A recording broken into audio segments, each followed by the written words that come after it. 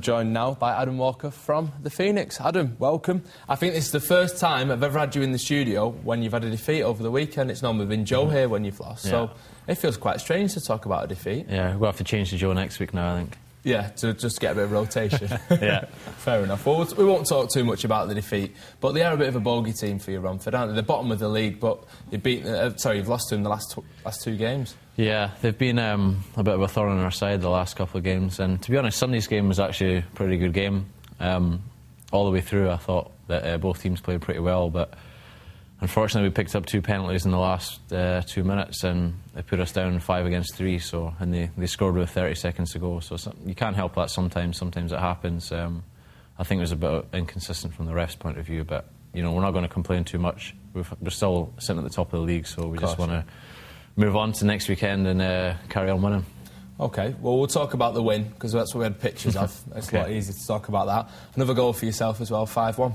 Yeah, it was a really good win. It's kind of strange when you go into the weekend, and especially when you have a lot of players short, and you're playing against a really good team in Guildford, and then not such a good team in Romford, and then you end up beating the good team and losing to the not so good team, which is it's a bit frustrating when things work out like that. But it was a good game on Saturday, and all the guys played really well, especially the guys that stepped up from the ENL. Yeah, we mentioned that. There was 5 debuts in that game.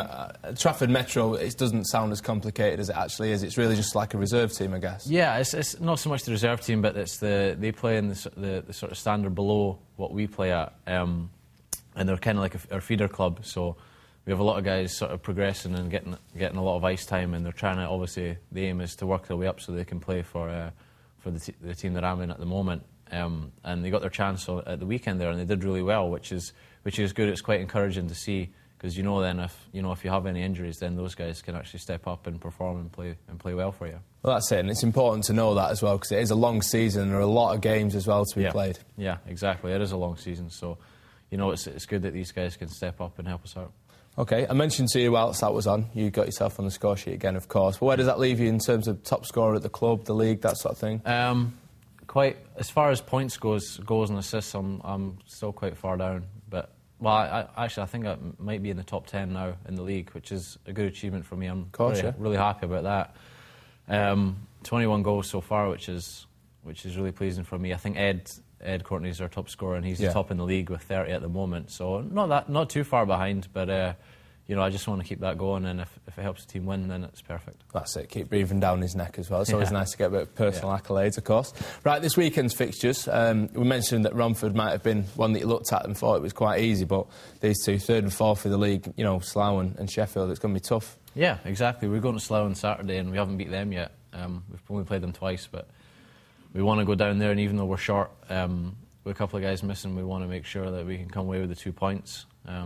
You don't really want to let teams get too ahead of you and think that they can beat you too easily. So we want to get on top of that. And then Sunday against Sheffield, they're our closest rivals, so it's always going to be a tight game. And they've got a few players missing as well, so hopefully we can get on top of them and take the 2 points again. So is that the Sheffield game the one that you look at then and think, I quite fancy that one? I think at the start of the season you always kind of look for the Sheffield games, because obviously they're our closest rivals, and Manchester and Sheffield have always had a good rivalry. Yes. It's pretty healthy, so you always look for those games at the start, and then you get a little bit more excited for them than most of the other games. OK, and quickly, you've got a Christmas break this year. It's not bad, is it? Yeah, it's all right. Yeah, we get I think we have about 10 days off, so I'm going to go home and spend Christmas with my family. But I'll be back down here because we're practicing on New Year's Day, which is nice. But I'll be back down to spend a couple of days with my girlfriend, which would be really nice too. And we'll get ready for the 2nd.